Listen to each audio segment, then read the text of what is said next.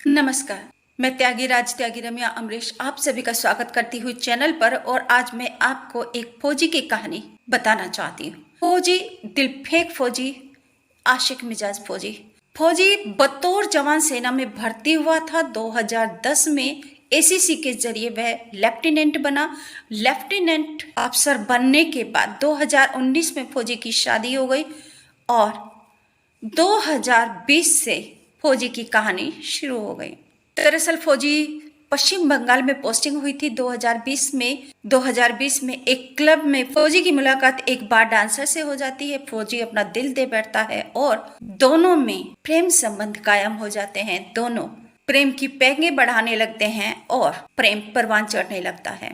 दोनों एक कमरा ले लेते हैं और दोनों साथ साथ ही रहना शुरू कर देते हैं। इधर फौजी की पत्नी देहरादून के पंडितवाड़ी में रहती है, जो इन सब बातों से, अपने पति की हरकतों से अनजान है, बेखबर है। पति अपनी पत्नी को कानों कान खबर भी नहीं लगने देता कि वह किसी और महिला के साथ रह रहा है, वह किसी और महिला को प्रेम करता है। 2019 में शादी हुई थी, लेकिन 2020 में ही उसे प्रेम किसी अन्य महिला से हो गया। महिला नेपाल मूल की एक बार डांसर थी, जो अपनी जीविका चलाने के लिए वह क्लब में डांस किया करती थी। लगभग 3 साढ़े 3 चला यह प्रेम प्रसंग। इसका बहुत ही दुखद अंत हुआ, क्योंकि 2023 में फौजी की पोस्टिंग देहरादून के क्लेमेंट टाउन में हो जाती है।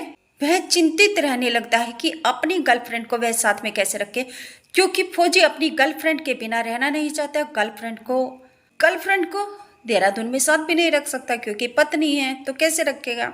फौजी ने क्या किया कि फौजी खुद पोस्टिंग ज्वाइन करने से पहले, देहरादून के क्लेमेंट टाउन में पोस्टिंग ज्वाइन करने से पहले, वह पहले अपनी गर्लफ्रेंड को यहाँ पर शिफ्ट करा देता है। पहले वह एक होटल में रखता है, होटल में कमरा लेकर किराए पे उसको जो गर्लफ्रेंड है उसको रख देता है। कुछ समय तक गर्लफ्रेंड होटल के कमरे में रहती है, परंतु होटल का कमरा बहुत महंगा पड़ रहा है। फौजी अफसर एक फ्लैट किराए पर लेता है और अपनी गर्लफ्रेंड को किराए के फ्लैट में शिफ्ट कर देता है।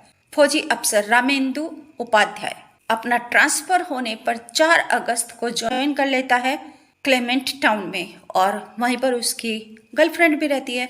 तो अपनी गर्लफ्रेंड के पास उसका आना जाना शुरू हो जाता है। कंटिन्यूसली उसके यहाँ पर आता जाता है। पत्नी की हरकतों से पत्नी को भनक लग जाती है। पत्नी ऑब्जेक्शन उठाती है तो पति पत्नी को आश्वासन देता है कि वह कुछ समय के बाद उसको यहाँ से वापस भेज देगा। जो भी है, दोनों के बीच कहासुनी होती है।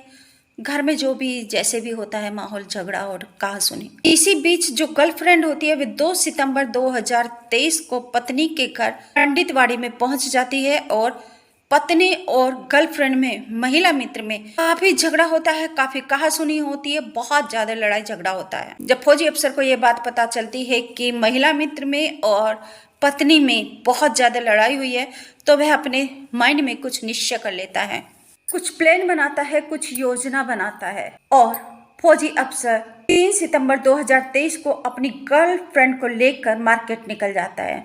मार्केट में दोनों एंजॉय करते हैं, मौज मस्ती करते हैं और एक शॉपिंग सेंटर पे जाते हैं। वहां से अपनी महिला मित्र को, अपनी गर्लफ्रेंड को कुछ शॉपिंग कराता है। शॉपिंग में एक फ्रॉक वह खरीदती है। जाते हैं दोनों, सामान्य सी बात है। लेकिन शनिवार 10 सितंबर 2023 को वह हुआ जिसकी आशा करना असंभव था। आशा नहीं थी। दोनों घर से निकल जाते हैं, एक देहरादून के किसी बार में जाते हैं। दोनों वहां पे ड्रिंक वगैरह करते हैं। उसके बाद दोनों, फौजी अफसर है, वह अपनी गर्लफ्रेंड को लॉन्ग ड्राइव पर लेकर जाता है। उसके बाद थानों के जंगलों में घूमते रहते हैं गाड़ी के अंदर। उसके बाद सुबह को सूचना मिलती है, सुबह यानी कि 10 सितंबर 2023 की बात है, कि वो जंगलों में घूम रहे हैं, लॉन्ग ड्राइव पर जा रहे हैं, ड्रिंक कर रहे हैं, क्लब में गए हैं, बार में गए हैं। लेकिन रविवार 11 सितंबर 2023 को सुबह को सूचना मिलती है, पुलिस को सूचना मिलती है कि देहरादून के रायपुर थाना क्षेत्र के सोडा सिरोली में सड़क के किनारे एक कच्ची नाली में एक महिला का शव पड़ा हुआ है। शव खून से लथपथ है, बुरी तरह से जो है उसकी सर पर वार किए गए हैं। पुलिस आती है, शव शिनाख्त करने की कोशिश करती है, परंतु उसको कामयाबी नहीं मिलती। फिर पुलिस सीसीटीवी फुटेज का सहारा लेने पर पुलिस फौजी अफसर रामेंदु उपाध्याय तक पहुंच जाता। पुलिस को पहले तो वह गुमराह करने का प्रयास करता है, परंतु आखिर में वही जैसा आमतौर पर होता है, पुलिस की सख्ती के बाद रामेंदु उपाध्याय टूट जाता है और अपना पूरा का पूरा जो भी कहानी है, प्रेम कहानी है, उससे पूरा पर्दाफाश कर देता है। सूत्रों से मिली जानकारी के अनुसार देहरादून के एसएसपी दिलीप कुमार सिंह ने बताया कि जो फौजी अफसर रामेंदु उपाध्याय है, उसने अपनी प्रेम कहानी के बारे में बताया। उसने बताया कि मुलाकात हुई, दोनों का प्रेम प्रसंग चला और दोनों साथ रहने लगे, दोनों में प्रेम संबंध स्थापित हो गए, अवैध और नाजायज संबंध भी स्थापित हो गए, दोनों पति पत्नी की तरह रहने लगे। परंतु अब के लिए सरदर्द बन चुकी थी। 2 सितंबर 2023 को वह पत्नी से मिलने आई, पत्नी के साथ झगड़ा किया। जो महिला मित्र थी वह भी पत्नी की तरह सारे अधिकार मांग रही थी, संपत्ति जायदाद में अपना हक मांग रही थी, अपने अधिकार मांग रही थी। तो अब वह एक सिर दर्द बन चुकी थी फौजी अफसर के लिए। 10 सितंबर को भी जब दोनों घूमने जाते हैं, बार में जाते हैं, तो उसके बाद दोनों कार में बैठते हैं। कार में भी महिला मित्र जो गर्लफ्रेंड है वह फौजी के साथ कुछ अनैतिक डिमांड करती है। डिमांड फौजी अफसर पूरी नहीं करता, नाराज हो जाती है, गाड़ी में ही झगड़ने लगती है, जंगल में ही। फौजी अफसर पहले से ही अपनी पूरी तैयारी के साथ गया था। उसने एक हथौड़ा अपनी कार में रख लिया था, बाथरूम क्लीनर की बोतल भी अपनी गाड़ी में रख ली थी, क्योंकि वह योजना बनाकर गया था। और 10 सितंबर को गर्लफ्रेंड ने वही फ्रॉक पहनी थी जो 3 सितंबर को फौजी अफसर रामेंदु उपाध्याय ने गर्लफ्रेंड को दिलवाई थी। जब महिला मित्र लड़ाई झगड़ा करती है, उससे डिमांड करती है, तो फौजी अफसर उसके सिर पर हथौड़े से वार कर देता है, कुचल देता है हथौड़े से वार पर वार करके, और उसके मुंह पर बाथरूम क्लीनर डाल देता है उसकी पहचान मिटाने के लिए।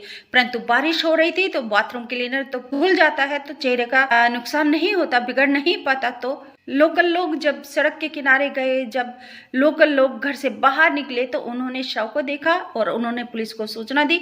पुलिस ने आकर शनाख्त करने का प्रयास किया और फौजी अफसर रामेंदु उपाध्याय तक। और आपसे निवेदन करती हूँ कि अगर आपको मेरी बताई कहानी, मेरा बताया किस्सा अच्छा लगा तो प्लीज़ चैनल को सब्सक्राइब भी जरूर कर लीजिए और घंटे को दबाकर ऑल पर भी सेलेक्ट कर लीजिए। नोटिफिकेशन हमेशा आपको मिलता रहेगा। प्लीज़ जल्दी से सब्सक्राइब करके घंटी दबा दीजिए, ऑल पर सेलेक्ट कर लीजिए। नमस्कार, थैंक यू। याद रखिए, ऐसा प्रेम नहीं करना है, अपने बच्चों को, अपनी पत्नी को धोखा नहीं देना है। नमस्कार, थैंक यू।